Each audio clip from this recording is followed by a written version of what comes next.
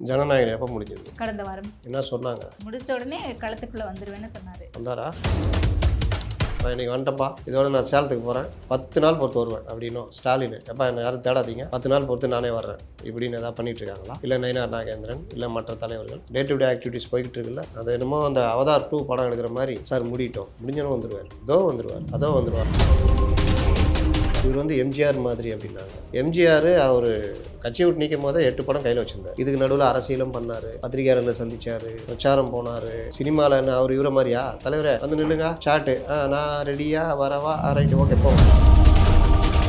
அப்போ அவ்வளோ கஷ்டப்பட்டு தனியாக நின்று 234 தொகுதி வேட்பாளர் போட்டு 39 தொகுதியில் வேட்பாளர் போட்டு மாநிலம் ஃபுல்லாக சுற்றி எல்லாம் பண்ணி 8%. எப்போ வராரு? 2009-10 ஆரம்பித்து 24 வராரு. எத்தனை? 8%. உங்களுக்கு எடுத்த உடனே 12-18னா என்ன புஷி என்ன பண்ண? முதலமைச்சராகிறேன்னா என்ன ஜான், என்ன அருண்ராஜ்னா என்ன பண்ணுறது? அதுக்கான வேலைகள்லாம் ரொம்ப மும்முரமாக நடந்துட்டு இருக்குன்னு சொல்றாங்க. நான் ரமேஷ் என்ன நடக்குது? வேலைகள்லாம் மும்முரமாக நடந்துக்குது. அப்புறம் ரமேஷ் இல்லை சுரேஷ், நீங்கள் பார்த்தீங்கன்னா 100 வேட்பாளர்களுக்கான நேர்காணல் நடத்த போகிறாங்க. அப்படியா ரமேஷ்? எப்படி நடக்குது? இன்னும் பயங்கரமாக நடக்குது. ஒண்ணுமே நடந்திருக்காது. டெசிஷன் மேக்கரா அந்த இடத்துல விஜய் இல்லையோ, எல்லாரையும் நம்பி தான் இருக்காரோ அப்படின்ற ஒரு கேள்வி. நேற்று கூட என்ன நடந்திருக்கோம்? தலைவரை உடனே கிளம்பி பண்ணி வருவாங்க. என்ன விஷயம்? ஒரு 8 பேர் சேர்க்கணும் தலைவரை, நீங்கள் தான் வந்து போட்டுருக்கோம். அப்படியா? அவர் லெட்டர்லாம் நீ தான் தலைவரை கையெழுத்து. சரி வர கிளம்பி வந்துருக்கோம். அதை அர்ஜுனா அவர் கூப்பிட்டு வந்தார் பீகார்லேருந்து. நம்ம லாங் டேர்ம் அக்ரிமெண்ட் போட்டுக்கலாம், டிசம்பர் வரைக்கும் நீங்கள் இழுங்க, நான் டிசம்பரில் வர்றேன் பீகார் எலெக்ஷன் முடிச்சுட்டு, அப்புறமா பேசிக்கலாம். இப்போ நீங்கள் தனிமரமாக இருக்கீங்க. தமிழ்நாட்டில் இனி கூட்டணி இல்லாமல் திமுகவோ அதிமுகவோ தாவேகாவோ ஜெயிக்கவே முடியாது. அதாவது ஆட்சியை பிடிக்க முடியாது. ஆச்சி பாதாம் ட்ரிங்க். ஆச்சி பாதாம் ட்ரிங்க் ஒன்னு வாங்கினா ஒன்னு free. Periyar Maniammai Institute of Science and Technology, Tanjavur. CSE with specialization in AI and ML, data science, cybersecurity and more. ஆயுர்வேதம் ஒரு பொக்கிஷம், நம் ஆயுள் நீட்டக்கும் அற்புதம். டாக்டர் ஸ்ரீவர்மாஸ். வணக்கம் சார். வணக்கம். தாவேகாவில் கடந்த ஒரு வாரமாக மீண்டும் கட்சி பணிகள் எல்லாமே சூடுபிடிக்க ஆரம்பிச்சிருக்கோம் அப்படிங்கிறத நம்மளால் பார்க்க முடிஞ்சுது. குறிப்பாக சொல்லணும் அப்படின்னா, மீதம் இருந்த அந்த 6 பேர் மாவட்ட செயலாளர்கள் நியமனமாக இருக்கட்டும், இல்லை இன்னும் ஒரு 6 பேர் எக்ஸ்ட்ரா கட்சிக்குள்ள இணைஞ்சிருக்காங்க. அதுவும் முன்னாள் எம்எல்ஏக்களாக இருந்திருக்காங்க. திமுகவில், அதிமுகவில் எக்ஸ் ஜட்ஜ் ஒருத்தர் இருக்கார், அண்ட் ஐஆர்எஸ் ஆஃபீஸர் ஒருத்தர் இருக்கார். அவருக்கு முக்கிய பொறுப்பும் கொடுத்துருக்காங்க, கொள்கை பரப்பு பொதுச் செயலாளர் அப்படின்ட்டு. இது எல்லாத்தையுமே பார்க்கும்போது விஜய் முழுசாக களத்துக்குள்ளே வந்துட்டாரு அப்படின்னு புரிஞ்சுக்கலாமா? ஜனநாயகம் எப்போ முடிஞ்சது? கடந்த வாரம். என்ன சொன்னாங்க? முடிச்ச உடனே களத்துக்குள்ளே வந்துருவேன்னு சொன்னார். வந்தாரா? இதெல்லாம் அப்படி புரிஞ்சுக்கலாமா கேட்குறேன். பனையூருக்கு தான் வந்தார். ஓகே. வேற என்ன வந்தார்? சரி நான் இப்படி வரேன். ஸ்டாலினுக்கு என்ன வயசாகுது? 70க்கு மேலே, 72 வயசாகுது. 1953 பிறந்தார். 72-73 வயதை நெருங்கிக்கிட்டு இருக்கார். எடப்பாடி பழனிசாமி 70 வயதை கடந்தவர். இவரெல்லாம் டெய்லி எப்பா நான் இன்றைக்கி வந்துட்டப்பா, இதோட நான் சேலத்துக்கு போகிறேன், 10 நாள் பொறுத்து வருவேன் அப்படின்னும் ஸ்டாலின். எப்போ என்னை யாரும் தேடாதீங்க, 10 நாள் பொறுத்து நானே வர்றேன் இப்படின்னு எதாவது பண்ணிகிட்ருக்காங்களா? இல்லை நயினார் நாகேந்திரன், இல்லை மற்ற தலைவர்கள் டே டு டே ஆக்டிவிட்டிஸ் போய்கிட்டு இருக்குல்ல, அவங்க ஒர்க்கு நடந்துகிட்டு இருக்குல்ல, இவங்க மட்டும் என்ன அது என்னமோ அந்த அவதார் 2 படம் எடுக்கிற மாதிரி சார் முடிட்டோம், முடிஞ்சனும் வந்துடுவார், இதோ வந்துடுவார், அதோ வந்துடுவார்னாங்க. அதுக்கப்புறம் என்ன சொன்னாங்க? இவர் வந்து எம்ஜிஆர் மாதிரி அப்படின்னாங்க. எம்ஜிஆர் அவர் கட்சியை விட்டு நீக்கும் போதே 8 படம் கையில் வச்சுருந்தார். ஓகே. இதயவினை பாதியில் நிற்கிது, அது வரலாம் நடித்து கொடுத்து தான் இருந்தார். இதயவினை நடித்தார், நேற்று நாளை நடித்தார், உலகம் சுற்றும் வாலிபன் நடித்தார். உலகம் சுற்றும் வாலிபன் அவரே டைரக்ஷன் பண்ணார், ஜப்பானில் போய் பண்ணார். இதுக்கு நடுவில் அரசியலும் பண்ணார், பத்திரிகையாளர்களை சந்தித்தார், பிரச்சாரம் போனார். சினிமாவில் என்ன அவர் இவரை மாதிரியா? தலைவரை வந்து நில்லுங்க, ஷாட்டு, நான் ரெடியா வரவா, ரைட்டு, ஓகே போங்க அப்படின்னு அந்த மாதிரியா?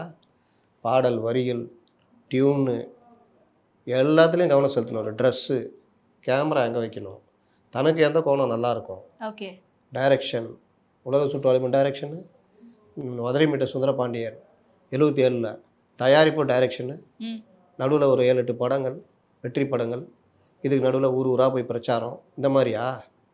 ஒரு பழைய ஸ்டுடி பேக்கர் வண்டி இருக்கும், அதில் போய் ஊர் ஊராக, அப்போல்லாம் 10 மணிக்கெலாம் முடியாது, விடிய காலம் வரைக்கும் பேசுவாங்க. இப்படிலாம் போயிட்டு வந்த எம்ஜிஆர் இவரை ஒன்றா, இவங்க என்னமோ ஒரு படம் வச்சுக்கிட்டு நம்ம அவதார் 2 ஜேம்ஸ் கேமரன் எடுத்தார், நடுவில் காண போயிட்டார். என்னன்னு கேட்டால் அவதார் எடுத்துகிட்டு இருக்காரு. அந்த மாதிரியா இது? சரி ரைட்டு, நீங்கள் நடிக்கிறீங்க, வருவீங்க, லேட் ஆகும். மற்றவங்க யாருமே ஒன்றுமே பண்ணல, எல்லாம் எனக்கு என்னென்னு கம்பெனி எப்போவாவது ஒரு அறிக்கை வரும், ஓகே, யாராவது ஒருத்தர் எப்போவாது பேசுவாங்க, அதுக்கப்புறம் அவங்களுக்கும் அனுமதி கிடையாது. அந்தந்த மாவட்டங்கள்ல அந்தந்த நிர்வாகிகள் எல்லாருமே களத்துல நிக்கிறாங்க, மக்களுக்கு உதவினா பண்றாங்க, போராட்டத்துக்கு முன் வராங்க அப்படின்ற செய்திகள்லாம் பார்க்க முடியுதுல்ல. எங்கே எத்தனை மாவட்டத்தில் ஏதாவது நீங்கள் 1 2 சொல்லுங்கள். தூத்துக்குடியில பார்க்க முடிஞ்சது, சேலம்ல பார்க்க ஆக்னலை முடிஞ்சது. விட்டுருங்க, ஆக்னல் வேற, அவங்கள விட்டுருங்க, வேற யாராவது சொல்லுங்கள். ம்.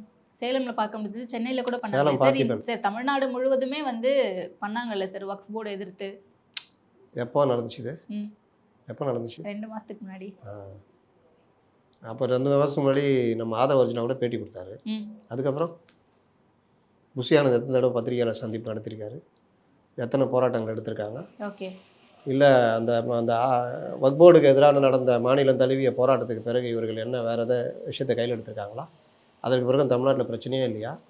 இல்லை போராட்டம் தான் நடத்த வேணாம், பல பிரச்சனைகளில் கருத்து தெரிவிச்சிருக்காங்களா? மற்ற கட்சிகள் மாதிரி எதாவது பண்ணியிருக்காங்களா அப்படின்னு பார்த்தா எதுவுமே இருக்காது. அப்போ இவர்கள்ட்ட இன்னும் இந்த பிரச்சனை தொடர்ந்துக்கிட்டே இருக்குது. நேற்றைய சம்பவம் என்ன?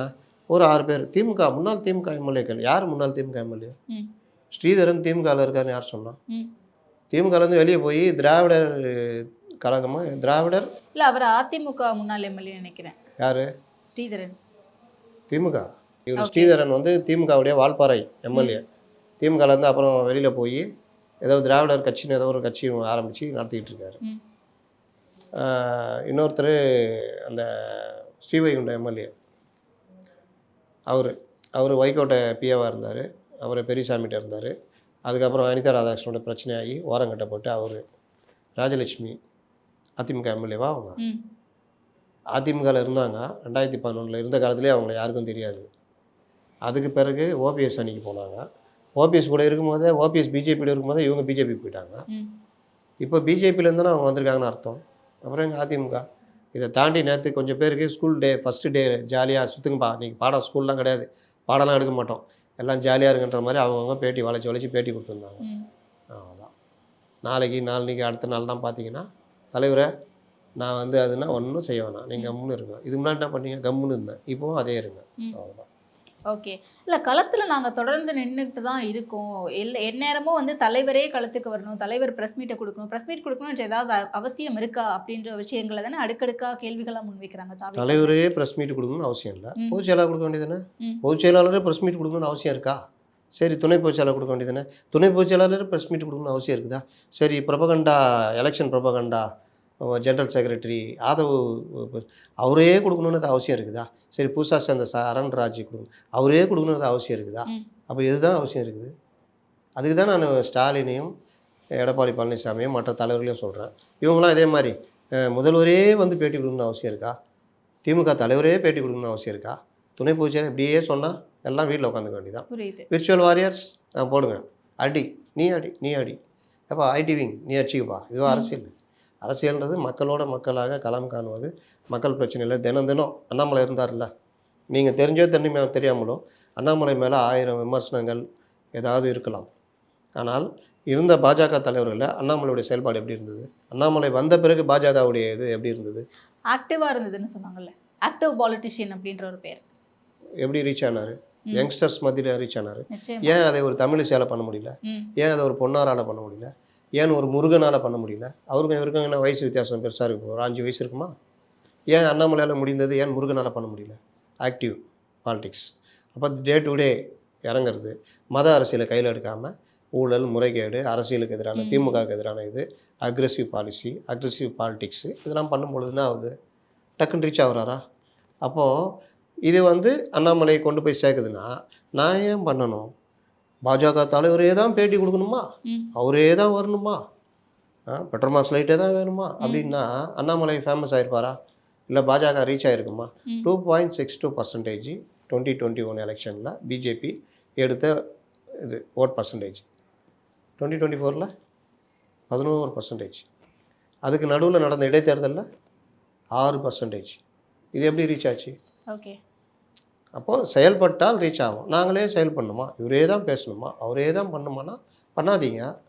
அதை யாராவது விமர்சனம் பண்ணால் இவன் எதிரி, இவன் அதிமுக சொம்பு, இவன் திமுக சொம்பு, இவன் 200 ஊப்பி, இப்படியே சொல்லிக்கிட்டு விர்ச்சுவல் வாரியர்ஸை வச்சு சண்டை போட்டுக்கிட்டு அப்படியே போய்கிட்டு இருக்கிறது.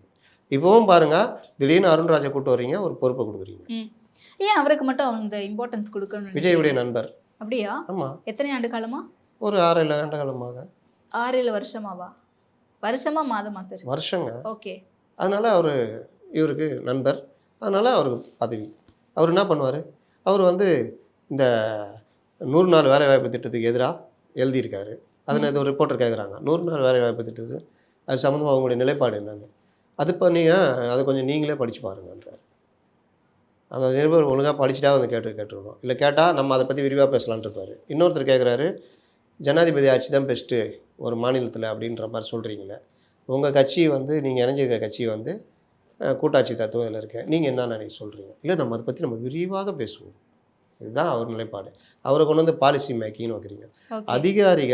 அதிகாரிகள் தான், அவர்களுக்கு மக்கள் பிரச்சனை கண்ணுக்கு தெரியாது. அவர்களை கொண்டு வந்து வச்சிங்கன்னா இன்னொரு மக்கள் நீதி மையம். எத்தனை அதிகாரிகள் சேர்ந்தாங்க கமல்ஹாசன்ட்ட? ஆமாம், நிறைய ஐபிஎஸ் ஐஏஎஸ் அதிகாரிகளை பார்க்க முடிஞ்சுது. பொதுவாக கமல்ஹாசன் பேசினால புரியாது, இல்லை அதிகாரிகளோட வச்சுக்கிட்டு நீங்கள் அரசியல் பண்ணிக்கிட்டு அவர் பார்ப்பார். நடுவில் பிக் பாஸுக்கு போயிடுவார், திடீர்னு படம் நடிக்க போயிடுவார், எப்போவாவது அரசியலுக்கு வருவார். லாஸ்ட்டில் அந்த கட்சி ஒன்றும் இல்லாமல் போச்சு. அந்த அதிகாரிகள் ஏதாவது பண்ண முடியுதா? பாதி பேர் பறந்து போயிட்டாங்க, கொஞ்சம் பேர் இருக்கிறாங்க. சேம் இதே தான். இன்னும் உங்களுக்கு கூடுதலாக ரசிகர் பலம் இருக்குது. ஒரு குறிப்பிட்ட பர்சன்டேஜ் வாக்குகள் நீங்கள் வாங்குவீங்க. கமலம் வாங்கினார்ல, 4% வாங்கினார். 4% உடைய அருமை கமலுக்கு தெரில. ஓகே, 4% உடைய அருமை திருமாவளவனை கேட்டால் தெரியும். ஏய், எத்தனை வருஷமாக கஷ்டப்பட்டுனுக்கிறேன். 4 இடதுசாரிகளை கூப்பிட்டு கேளுங்க, எங்கள் வாழ்நாள் 1920 ஆரம்பித்த கட்சி இன்னை வரைக்கும் 2% தாட்ட முடியல எங்களால். நீ இப்படி ஆரம்பித்து 4% வாங்குற, உனக்கு இன்னும் அவ்வளோ தொக்கா இருக்குதான்னு வாங்க. நாளைக்கு விஜய்க்காக தான் இருக்கும். 12% 18% வாங்குறாரு வச்சுக்கோங்க, அவருக்கு அந்த அருமையே தெரியாது. என்ன ஜான் என்ன சிஎம் ஆக்குறேன்னா அவர் என்ன சொல்லுவார், நானும் ஆக்குவேன், மக்கள் தான் ஆக்கணும், மக்கள் 18% தான் ஓட்டு போட்டிருக்காங்க, நீங்கள் வாட்டில் இஷ்டத்துக்கு முடிவு எடுத்தீங்கன்னா நீ தானே ஆக்குறேன்னு சொன்னேன். ஆனால் அது ரொம்ப ஹியூஜ் அமௌண்ட்ல சார், அந்த 18% 12%ங்கிறது. ஏங்க நினச்சிப்பா சார் 6 சீமான் எடுத்தாலே எடுத்துக்கங்க, தான் சார். சீமான் எடுத்துக்கங்க, 6 தேர்தலுங்க, இப்போ தான் 8%. அதுவே இவங்க பங்கு போட்டுனுக்குறாங்க. அண்ணன் தம்பின்னு மைக்கு வச்சு பாட்டெலாம் பாடினேன். நாங்களும் அப்போ கட்சி ஆரம்பிச்சுட்டு யாருக்கு ஓட்டு போடணும்னு தெரியாமல் இருந்தோம். எங்கள் ஓட்டும் அதில் இருக்குது, உண்டா இல்லையா? இப்போ எலெக்ஷனில் சீமானுக்கு பர்சன்டேஜ் குறையுமா குறையாதா? அப்போ அவ்வளோ கஷ்டப்பட்டு தனியாக நின்று 234 தொகுதி வேட்பாளர் போட்டு 39 தொகுதியில் வேட்பாளர் போட்டு மாநிலம் ஃபுல்லாக சுற்றி எல்லாம் பண்ணி 8%. எப்போ வராரு? 2009-10 ஆரம்பித்து 25 24 வராரு. எத்தனை? 8%. உங்களுக்கு எடுத்தவொன்னே 12-18னா என்ன புஷி என்ன பண்ண? முதலமைச்சர் ஆகிறேன்னா என்ன? ஜான் என்ன? அருண்ராஜ்னா என்ன பண்ணுறது? மக்கள் தானே முடிவு பண்ணணும். ஓகே, அப்போ டெசிஷன் மேக்கராக அந்த இடத்துல விஜய் இல்லையோ, எல்லாரையும் நம்பி தான் இருக்காரோ அப்படின்ற ஒரு கேள்வி. நேற்று கூட என்ன நடந்திருக்கோம், தலைவரை உடனே கிளம்பி பண்ணி வருவாங்க. என்ன விஷயம்? ஒரு 8 பேர் சேர்க்கணும் தலைவரை, நீங்கள் தான் வந்து ஓட்டு போடணும். அப்படியா? அப்புறம் லெட்டர்லாம் நீ தான் தலைவரை கையெழுத்து போடணும். சரி வரேன், கிளம்பி வந்திருப்பார், எல்லாருக்கும் சால்வை போட்டிருப்பார், கையெழுத்து போட்டு எனது உத்தரவின்படி எனது பொதுச் செயலாளர் இவருடைய ஆலோசனையின் கீழ் இவர் இயங்க வேண்டும். அப்போ ஆதவ் யோசிப்பார், அப்பா எனக்கு மட்டும் ஜான் ஆரோக்கியசாமி எக்ஸ்ட்ரா ஃபிட்டிங் சேர்த்திங்க, இவருக்கு மட்டும் இல்லையே, என்ன நியாயம் அப்படின்னு கேட்பார்.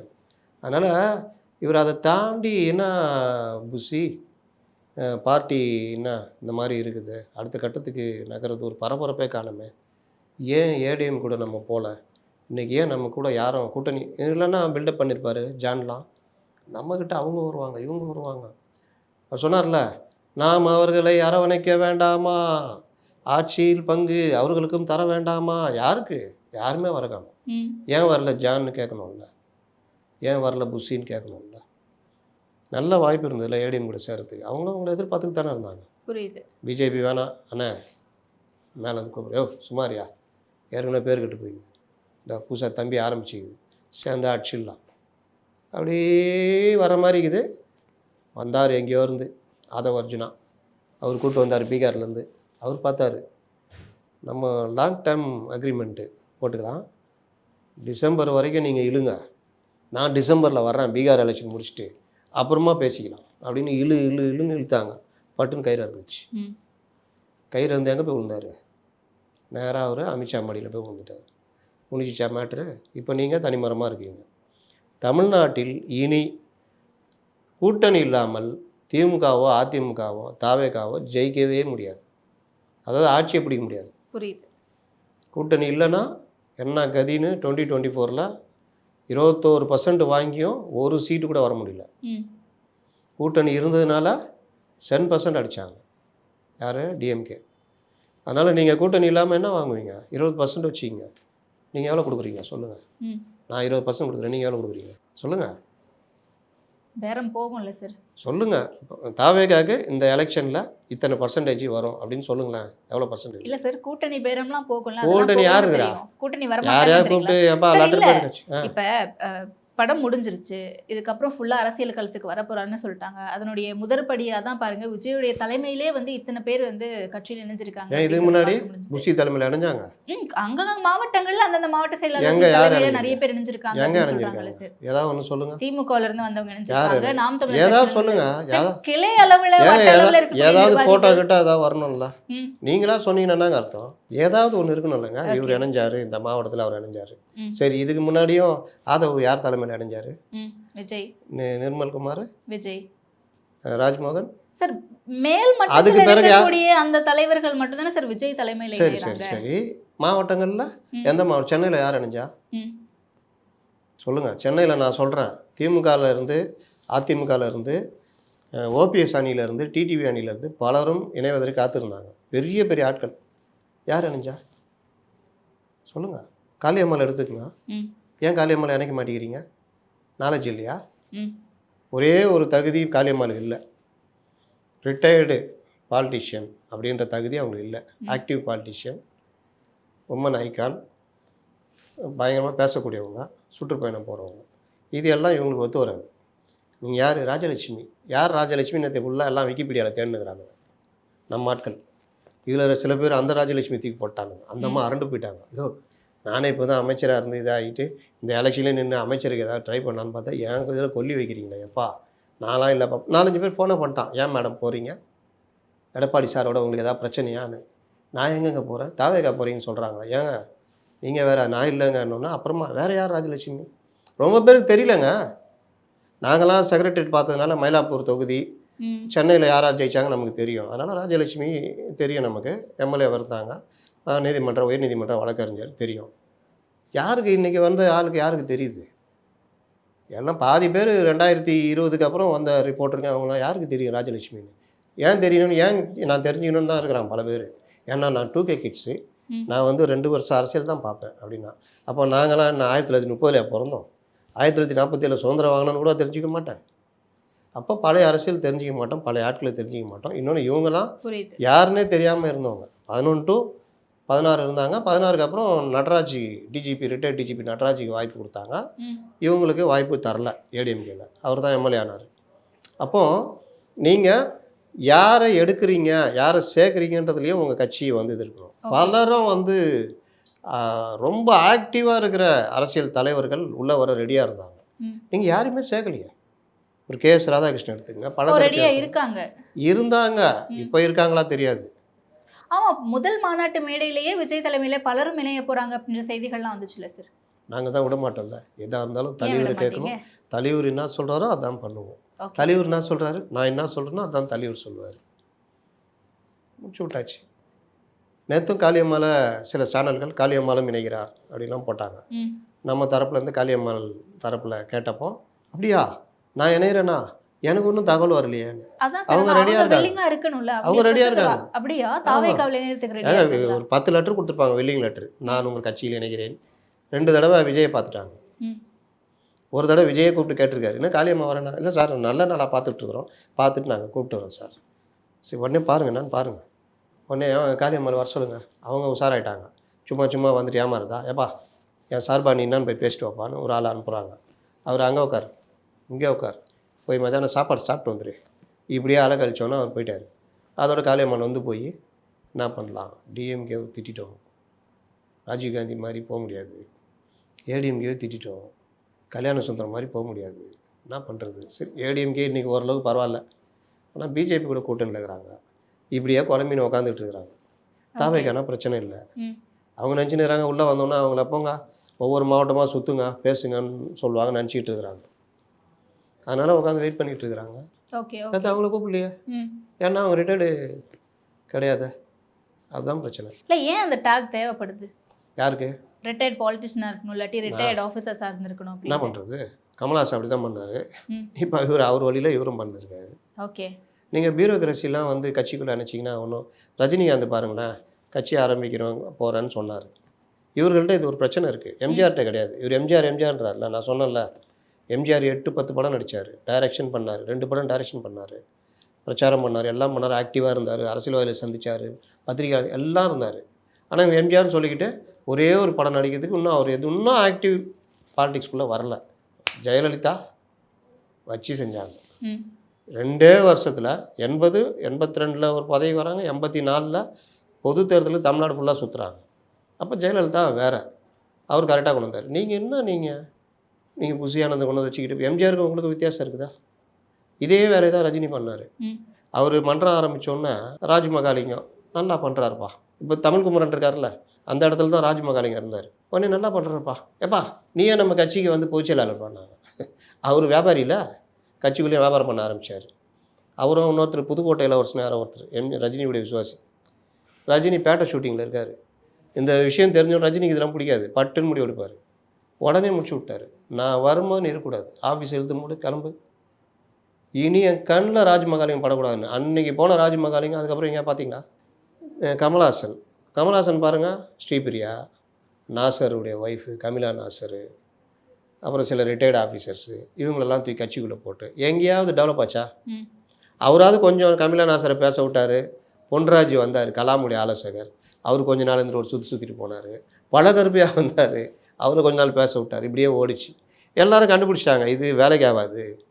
ஒன்று ஒவ்வொருத்தராக அப்படியே நகர்ந்துட்டாங்க. மகேந்திரன் ஒரு ஆள் தான் ஃபீல்டில் இருந்த அளவுக்கு பெரிய ஆன ஆள். அவர் ஜெயிக்கிற தொகுதியை இவர் போய் கெடுத்தார். நாங்கள் நிற்கிறேன்ட்டார். அவர் வேற ஒரு தொகுதி நின்று அவரும் தோத்தார், இவரும் தோத்தார். மகேந்திரன் நின்று தான் மகேந்திரன் ஜெயிச்சிருப்பார். இவர் மயிலாப்பூரில் நிற்க வேண்டியது. அதுக்கு ஸ்ரீபிரியா கொடுத்துட்டு இவர் அங்கே போய் நின்னார். யாருக்கு எந்த தகுதி இருக்குது, எந்த அளவுக்கு, குறைந்தபட்சம் மற்ற கட்சியிலேருந்து வரதுக்கு ரெடியாக இருந்தாங்க. இல்லை இப்போ இந்த போஸ்டிங்லாம் போடுறது யார் அப்போ தாவேக்கால? Mister Pusiyanand, mister John Arokiasamy. நீங்கள் அதுலேயும் விஜயுடைய தப்பு என்னென்னா ஸ்ட்ராட்டஜி டீமுடைய ஒர்க்கு என்ன? கட்சியை அடுத்த கட்டத்துக்கு கொண்டு போகிறது, ஒவ்வொரு மாவட்டங்கள்லையும் என்னென்ன பிரச்சனை இருக்குதுன்னு பார்க்குறது, அதை கையில் எடுக்கிறது, அதில் போராட்டம் நடத்த வைக்கிறது, எந்தெந்த மாவட்டத்தில் கட்சி வீக்காக இருக்குதுன்னு பார்க்குறது, இந்த மாதிரி வேலைகள் எல்லாத்தையும் செஞ்சு கட்சியை வந்து அடுத்தடுத்து ஒவ்வொரு ஸ்ட்ராட்டஜி உருவாக்குறது. இன்றைக்கி திடீர்னு திமுக என்ன பண்ணுது? மொழியை திணிக்கிறாங்க, ஹிந்தி மொழியை திணிக்கிறாங்கன்றாங்க. நான் எங்கடா திணிச்சோம்? அது புதிய கல்விக் கொள்கையில் இருக்குடா, 3 மொழிடா, எந்த மொழி வேணால் கற்றுக்கலாம்டா, 3வது மொழி ஹிந்தி மட்டும் நடா. இல்லை ஹிந்தி திணிக்கிறீங்க, ஒரு நரேட்டிவ் செட் பண்ணுறாங்களா? அடுத்து நான் ஐயோ டீலிமிட்டேஷன் 8 தொகுதி போகுது, எப்பப்பா போகுது? ஏங்க அதெல்லாம் எடுத்து எல்லாம் பண்ணி 10 வருஷம் ஆகுங்க. அதெல்லாம் இல்லைங்க. நேற்று கூட கேட்டார்ல அமித்ஷா 7.81% உறுதிப்படுத்துவாரா அப்படின்னு தயாநிதி மாறன் கேட்டாலும் வந்துச்சு இல்லை. இது ஒரு நரேட்டிவ். அடுத்து என்ன பண்ணுறாங்க? ரூ இப்படி போடக்கூடாது. இன்றைக்கி தான் கண்டுபிடிச்சோம் ரூ. ஏன்னா இவங்க சொன்ன அப்புறம் தான் நமக்கே இந்த ரூ தெரியுது. தெரியுதா? இந்த மாதிரியா பண்ணுறாங்களா? இதுக்கு பேர் தான் ஸ்ட்ராட்டஜி. புசியானதுக்கு என்ன பிரச்சனை? இவர் வந்தால் வளர்ந்துருவாரோ, அவர் வந்தால் நம்மளை மீறிடுவாரோ, அவர் வந்தால் தலைவர்கிட்ட நெருங்கிடுவாரோ? சரிப்பா, அவங்க வந்தால் தானே கட்சி வளரும். அவங்க எதாவது பேசினா தானே. இப்போ ஆதவ அர்ஜுனுக்கு என்ன பிரச்சனை? தேர்தல் ப்ரொபகண்டா செக்ரட்டரி, அவர் எலெக்ஷன் ப்ரொபகண்டா செக்ரட்டரி. அவருடைய ஒர்க்கு என்ன? மாநிலம் முழுவதும் தேர்தல் பிரச்சாரத்துக்கான வியூகங்களை வகுத்து அதை கொண்டு போகிறது அதானே. எங்கேயாவது நீங்கள் பார்க்குறீங்களா அவர் ஏதாவது சுற்றுப்பயணம் போனாரா? இந்த மாவட்டத்தில் ஆதவ அர்ஜுனா சென்றார், கட்சி நிர்வாகிகளை சந்தித்தார். அதற்கான பிளான்ஸ் போயிட்டு இருக்கு. வரக்கூடிய காலங்களில் எப்போ தேர்தல் முடிஞ்சோடனே அடுத்த மே மாதத்துக்கு அப்புறமா, அடுத்த மே மாதம் ஜூன் 22க்கு பிறகு நிறைய மாநாடுகள் நடக்கும். இவ்வளோ நாளாக ஜனநாயகம் தள்ளிட்டு வந்தீங்க, இப்போ பிறந்த நாள் தள்ளுறீங்களா? அடுத்து மழை ஆரம்பிச்சிச்சுன்னா தென்மேற்கு பருவமழை முடிந்தவுடன் உடனே வடகிழக்கு பருவமழை ஆரம்பிச்சிடும். வடகிழக்கு பருவமழை முடிந்தவுடன் உடனே ஜனவரி தேர்தல் அறிவிக்கப்பட்டவுடன், ரைட்டு, அப்புறம் ஓட்டு போட்டவுடன், அப்புறம் முடிவு தெரிந்தவுடன். இப்படியா? ஏங்க டிஎம்கே எவ்வளோ பெரிய கட்சி, எவ்வளோ இது இருக்குது. இப்போவும் ஒர்க் பண்ணிகிட்டு இருக்காங்க. மாவட்ட செயலர் கூட்டத்தை கூட்டுறாரு, அதை பண்ணுன்றாங்க, இதை பண்ணுன்றாங்க. அவங்க பூத் கமிட்டின்னு எங்கேயா தனியாக நடத்துனாங்களா பார்த்தீங்களா? மாவட்ட செயலாளர் கூட்டம் மற்ற கூட்டத்துலேயும் அந்த வேலை நடந்துக்கிட்டே இருக்கும். இது ஏன் தெரியுமா? பூத் கமிட்டின்ட்டு தனியாக கூட்டம்லாம் கிடையாது. ஒவ்வொரு மாவட்டத்துலேயும் ஒவ்வொரு பகுதியிலையும் ஒவ்வொரு வட்டத்துலேயும் வட்ட செயலாளர் இருப்பான், கவுன்சிலர் இருப்பான். அவங்களுக்கு இந்த வட்டத்தில் யாருன்னு தெரியும். வட்டத்துக்கு அங்க ஆனா ஹைரார்கி லெவல் அப்படியே ப்ராப்பரா ஸ்ட்ரக்சர்டா கன்ஸ்ட்ரக்ட் பண்ணி வச்சிருக்காங்க சார். ஆல்ரெடி எங்க சார் செங்கல் எடுத்து வந்திருக்காங்க. எங்க திமுகவுல ஆல்ரெடி கன்ஸ்ட்ரக்ட் பண்ணி ஸ்ட்ரக்சரா வச்சிருக்காங்க. ஏடிஎம்கேல செங்கல் எடுத்து வந்திருக்காங்க. ஏடிஎம்கேல இருக்கு. ஏடிஎம்கேல இருக்கு. உங்களை யார் தடுத்தா? உங்களை யாருங்க தடுத்தா? அதை கட்டுறதுக்கு தானே சார் இதுக்கு எவ்வளோ நாள் எடுத்துக்கீங்க? வெறும் 20 வருஷம். ஆல்ரெடி ஒரு பூத் கமிட்டி மீட்டிங் நடத்துனாங்களே. ஏங்க நான் தானே சொல்கிறேன், அது தேவையில்லாத ஒன்றுன்றேன்.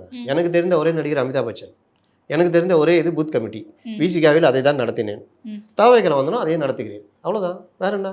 பூத் கமிட்டி கூட்டத்தில் என்னங்க பண்ணாங்க சொல்லுங்கள். நீங்கள் பார்த்தீங்களா பூத் கமிட்டி கூட்டம்? என்ன பண்ணாங்க சொல்லுங்கள். என்ன பண்ணியிருக்கணும் நான் அப்புறம் சொல்கிறேன், நீங்கள் சொல்லுங்கள் என்ன பண்ணாங்க. நார்மலாக ஒரு பொதுக்குழு சேர் ஏன் எடுக்கிற சொன்னாரா இல்லையா? என்ன காரணம்? அதுதான் சரி, அதை சார் விட்டுருங்க. பூத் கமிட்டி மீட்டிங் மாதிரி எப்படி வேலை செய்யணும் அப்படின்ற மாதிரி என்ன பண்ணாங்க சொல்லுங்கள், என்ன பண்ணாங்க? அதான் சார் சொல்கிறேன். இன்ஸ்ட்ரக்ஷன்ஸ் ப்ராப்பராக தேர்தலுக்கு என்ன பண்ணணும் அப்படிங்கிறது போன மாதிரி தெரியல. சாதாரணமாக ஒரு பொதுக்குழு மேடையில் மற்ற கட்சிகளை விமர்சனம் செய்து எப்படி பேசுவாங்களோ அப்படி தான் இருந்துச்சு. உங்களுக்கே தெரியுது இல்லை? ஆனால் பூத் கமிட்டி கூட்டத்தில் என்ன பண்ணியிருக்கணும்? அந்த வந்த ரெப்ரஸன்டேட்டிவ் வச்சு இன்றைக்கி என்ன அரசியல் நீங்கள் கூட பேச வேணாம். திமுகவில் பார்த்துறீங்களா, வாடகைக்கு எடுப்பாங்க, வாடகைக்கு எடுப்பாங்க. தீக்காலேருந்து அதிலேருந்து இதில் இருந்துன்னு ஆளுங்க எடுத்து பேச விடுவாங்க. அந்த மாதிரி பேச விட்டு இன்றைய அரசியல் என்ன, தமிழ்நாட்டுக்கு எது தேவை? ஒரு பக்கம் மதவாத அரசியல் உள்ளே வருது, இன்னொரு பக்கம் ஊழல் அரசியல் வருது. நமக்கு என்ன அரசியல் தேவை, நமக்கு என்னென்ன பிரச்சனை இருக்குது, இந்த மாதிரிலாம் பேசி அந்த பூத் கமிட்டி இதில் நீங்கள் பூத் கமிட்டியில் என்ன பண்ணணும், அதில் வந்து ஒரு பூத் கமிட்டி மெம்பர் ஏன் முக்கியமானதாக கருத்தப்படுறா? ஏன்னா நீங்கள் திமுக அதிமுக அது இயற்கையாக நடக்கும். எப்படின்னா ஒரு வார்டில் ஒரு 50 தெரு இருக்கும். 50 தெருவுக்கு ஒரு 2 3 4 5 4 கட்சிக்காரன் இருப்பான். அவன் அந்த தெருவில் இருக்கிறவங்களோட பழகிட்டு இருப்பான். இந்த ஏதாவது ஒரு விஷயம்னா அவன் தான் போய் இது சரி பார்க்குறது, இந்த மாதிரி அந்த இதெல்லாம் இருப்பான். அப்போ அவனை கேட்டால், தலைவரை நம்ம இதில் வந்து இந்த தெருவில் வந்து கிட்டத்தட்ட ஒரு 100 ஓட்டு இருக்குது தலைவரை, இந்த வீடெலாம் நமக்கு தான், இவங்க வந்து கொஞ்சம் அப்படி தடுமாறுறாங்க, இவங்க வந்து போடுவாங்க மாட்டாங்க, இது மாதிரி எல்லோரும் தெரியும். அப்போது அந்த பாகம் இருக்குல்ல, ஒரு 4 தெருவுக்கு ஒரு பாகம்னு சொல்லுவாங்க. அந்த பாகத்துக்கு பூத் ஏஜென்ட்டு அவன் தான் போய் உட்காருவான். அவன் உட்காரும் போதே பார்ப்பான், இவர் வீடு மாதிரி போயிருப்பார், மறுபடியும் இங்கே ஓட்டு போட வந்திருப்பாப்புல பார்ப்பான். இன்னொருத்த எனக்கு பார்த்து இங்கே தாண்டா இருந்தார், ஒரு வருஷம் முன்னாடி போனார், அவனுக்கு தெரியும் சார். இது எல்லாம் நடக்கும். அது என்ன காரணம்? அவன் தெருவில் இருக்கிறான், டெய்லி பார்ப்பான், போவான், வருவான். இதுதான் பூத் கமிட்டி. வெறும் பெருசுலாம் கிடையாது. வட்ட செயலாளர்கிட்ட பணம் வரும். பூத் கமிட்டி தனியாக இருக்க மாட்டாங்க. இந்த பாகத்துக்கு இவன் அந்த பாகத்துக்கு வந்து பிரிச்சுக்குவாங்க. அந்த செயல் வீரல் கூட்டத்திலேயே அவன் அன்னையிலேருந்து வேலையை ஆரம்பிச்சிடுவான். தேர்தல் அறிவிக்கிறதுலேருந்து அந்த அவன் பாகத்துக்கு பிரித்து கொடுத்துருவாங்களா, அவன் ஸ்லிப்லாம் வச்சுக்குவான், போவான்.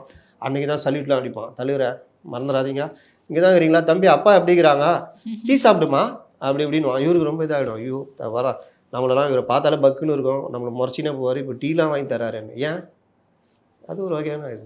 தேர்தல் ஆணையத்தில் பூத் கமிட்டி ஏஜென்ட்டு என்னென்ன பண்ணுவாங்கன்னு ஒரு இருக்குல்ல, அதெல்லாம் எடுத்து ஒரு இது போட்டு பென்ட்ரைவ் போட்டு கொடுத்துட்டு ஆளுக்கு 2 நிமிஷம் 5 நிமிஷம் பேசிவிட்டு கலைஞ்சி போக சொல்லிட்டீங்க. ஒன்று நடத்துனீங்க, அடுத்து இன்னும் நடத்தவே இல்லை பாருங்கள். மதுரையா, வேலூரா, கோவையா, அதுவா இதுவான்னு ஓடிக்கிட்டு இருக்குதா? இவங்க நடத்தி முடிக்கிறதுல எலெக்ஷன் முடிஞ்சிடும். ஓகே, இதுதான் எங்கள் பிரச்சனை. இந்த பிரச்சனையை சொன்னால் அவங்களுக்கு கோவம் வருது. ஏன்னா நம்ம பார்க்குறோம், இது ஒரு கட்சி நடத்தும், அதற்கான வேலைகள்லாம் ரொம்ப மும்முரமாக நடந்துட்டு இருக்குன்னு சொல்கிறாங்களே, அதை எடுத்துக்க முடியும். இது எல்லாம் நம்ம ஆட்கள் உருட்டுறதுங்க. நான் ரமேஷ் என்ன நடக்குது, வேலைகள்லாம் மும்முரமாக நடந்துக்குது. அப்புறம் ரமேஷ் இல்லை சுரேஷ், நீங்கள் பார்த்தீங்கன்னா 100 வேட்பாளர்களுக்கான நேர்காணல் நடத்த போகிறாங்க. அப்படியே ரமேஷ் எப்படி நடக்குது? இன்னும் பயங்கரமாக நடக்குது. ஒன்றுமே நடந்திருக்காது. ஏன்னா இவன் அந்த பீட்டு பார்த்துக்கிட்டு இருப்பான். அவனை இவன் கூப்பிட்டு கேட்டால் அவன் பார்ப்பான், ஏதாவது உருட்டணுமே, என்ன பண்ணுறது, 100 பேர்னு போட்டு உருட்டு. உடனே அந்த சேனல்காரன் பார்ப்பான், 100 பேர்னு போட்டுக்கிறான், கேள்றா அது நான். உடனே இவர் கேட்பார், ஆமாடா 100 பேர் யார், இவனே சொல்லுவான் உருட்டினோடனே. உடனே அவன் 100லிருந்து 125 மாவட்டந்தோறும் விஜய் போக போகிறான். இப்படியே தான் இன்றைக்கி ஜெர்னலிஸ்டம் இந்த மாதிரி ஆயிடுச்சு. என் தலைமையில் தான் கூட்டணி, விஜய் சூசகம், விஜய் திட்டவட்டம்னு ஒரு காடை போட்டாங்க. உடனே எல்லாம் உருட்டினாங்க. எங்கப்பான்னு கேட்டேன் நான். பீட் பார்க்குற ரிப்போர்ட் இருப்பாங்களே, எப்பப்பா சொன்னார்?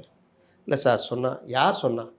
இல்லை சார் அது வந்து அவன் இந்த சேனல் கார்டு போட்டுச்சுல்ல, ஓ அதான் நம்மளும் போட சொன்னாங்களா, நம்மளும் போட்டோம். அவனை கூப்பிட்டு என்னான்னு கேட்டால், இல்லைங்க அது வந்து எங்கே சொன்னார், விஜய் ஏதாவது சொன்னாரா, ஏன் பேசினாரா, இல்லை அறிக்கை விட்டாரா? இல்லை. இதே மாதிரி உருட்டுறது தான் இன்றைக்கி. இந்த உருட்டலில் ஒரு 10% நடக்கும், 90% நடக்கவே நடக்காது. இதோ வருகிறார், அதோ வருகிறார், இயேசு வருகிறார், அதே கதை தான். ஆச்சி பாதாம் ட்ரிங்க். ஆச்சி பாதாம் ட்ரிங்க் ஒன்னு வாங்கினா ஒன்னு free. Periyar Maniammai Institute of Science and Technology, Tanjavur. CSE with specialization in AI and ML, data science, cybersecurity and more. ஆயுர்வேதம் ஒரு பொக்கிஷம், நம் ஆயுள் நீட்டக்கும் அற்புதம்.